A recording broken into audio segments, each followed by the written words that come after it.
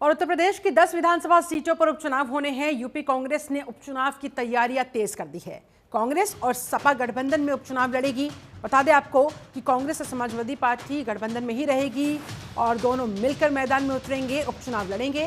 सभी 10 जिलों में प्रभारी तैनात किए जाएंगे। इसके अलावा कांग्रेस कमेटी की बैठक में ये महत्वपूर्ण फैसला भी लिया गया है कि दोनों दल मिलकर मजबूती के साथ बीजेपी का मुकाबला करेंगे। ये जो 10 उपचुनाव में ये जो 10 विधानसभा सीटें जहां पर अब ये मैदान में उतरकर एक दूसरे को हराने के लिए फिलहाल प्रतिष्ठा दांव पर लगी हुई है, क्योंकि इन 10 में से 8 सीटें समाजवादी पार्टी के कब्जे वाली मानी जाती है। ऐसे में यहाँ पर सपा के सामने चुनौती रहेगी अपनी इन सीटों पर अपना कब्जा जमाए रखना, अपनी सीटों को बचाना। तो वहीं बीजेपी कोशिश करेगी लोकसभा चुनाव में मिले झटके के बाद एक नई रणनीति के साथ मैदान में उतरने की और इन 10 सीटों पर जीत हासिल करने की। तो कौन कौन सी वो 10 सीटें हैं जहां उपचुनाव होने हैं, आपको ग्राफिक्स के माध्यम से दिखा रहे हैं। करहल, सीसामऊ, गाजियाबाद, मझवा, खैर, मिल्कीपुर, कुंदरकी, फूलपुर, इसके अलावा कटेहरी और मीरापुर, ये 10 विधानसभा सीटें हैं जहां पर उपचुनाव होना है। तो फिलहाल तो समाजवादी पार्टी और कांग्रेस पार्टी मिलकर इन 10 सीटों पर इस दंगल में उतरेंगे और बीजेपी को हराने के लिए भरसक प्रयास करेंगे।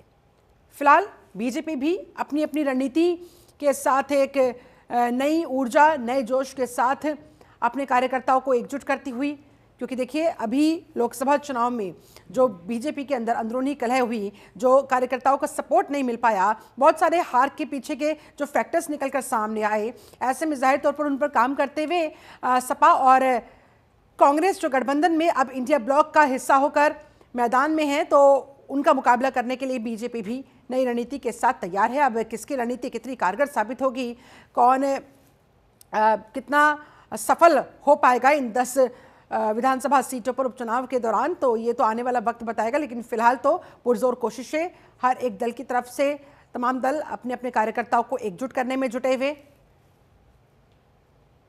अवनीश कुमार हमारे साथ संवाददाता फोन लाइन पर ज्यादा जानकारी के साथ जुड़ गए हैं। अवनीश, सपा और कांग्रेस गठबंधन में एक साथ मिलकर बीजेपी को कितनी चुनौती दे पाएंगे, क्या कह रहा है इन 10 सीटों पर समीकरण? जी बिल्कुल, देखिए साफ है कि उपचुनाव को लेकर समाजवादी पार्टी और कांग्रेस दोनों ने तैयारी कर ली है। अगर कांग्रेस की बात करें तो सबसे पहले कांग्रेस ने कल कार्य समिति की बैठक की थी। इस बैठक में ये तय हुआ है सभी जिलों के जितने भी पदाधिकारी हैं उनकी जवाबदेही भी तय की जाएगी और जिलों में समन्वय समिति गठित की जाएगी। तो इसका फैसला ले लिया गया है। समन्वय समिति में जिला और शहर अध्यक्ष के साथ सभी सेंट्रल जो संगठन है, प्रकोष्ठ के जिला व शहर अध्यक्ष है, सभी को शामिल किया गया है। साथ ही जो प्रभारी हैं, महासचिव, सचिव को जिला और शहर कमेटियों को रखने का आदेश भी दिया गया है। तो उसी को लेकर ये पूरी रणनीति बनाई गई है और हर क्षेत्र में 5 उपाध्यक्ष नियुक्त किए जाएंगे। ये 5 उपाध्यक्ष अलग अलग जवाबदेही तय करेंगे, जनता के बीच जाएंगे, उनके पास जो पार्टी का मुद्दा है वो रखेंगे। उसी के साथ ही अगर समाजवादी पार्टी की बात करें तो अखिलेश यादव ने बड़ी बैठक की थी। इसमें तमाम जो पदाधिकारी हैं उनसे बातचीत की और खासतौर पर वहाँ के पदाधिकारियों को निर्देश दिया जहाँ पे उपचुनाव होने हैं, उसी को लेकर जो बातचीत है वो चल रही है। हालांकि सीटों के बंटवारे को लेकर अभी कोई अंतिम रूप नहीं दिया गया है, लेकिन कांग्रेस अपनी तरफ से 3 सीटों की मांग कर रही है, जबकि समाजवादी पार्टी 1 सीट देने को तैयार है।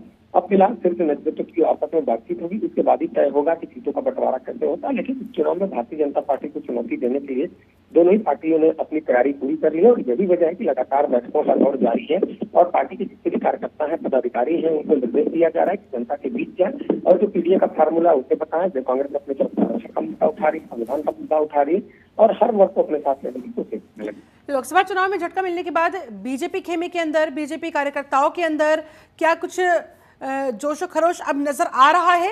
क्या किसी नई रणनीति के साथ मैदान में उतरने की तैयारी दिखाई दे रही है?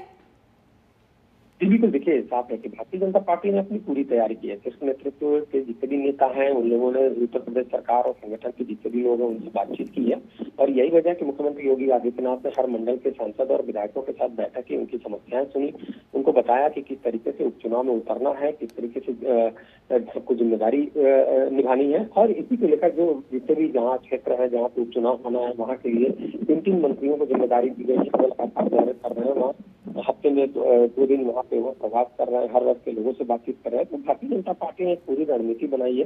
और खासतौर पर अगर देखा जाए तो सबसे ज्यादा जो निगाह होगी वो मिल्कीपुर विधानसभा सीट पर होगी, जहाँ पर रणनीति तो दोनों तरफ से बनाई जा रही है, किसकी रणनीति कितनी कारगर होगी ये देखने वाली बात होगी। अवनीश, आप हमारे साथ बने रहिए, आगे भी आपसे बातचीत जारी रखेंगे।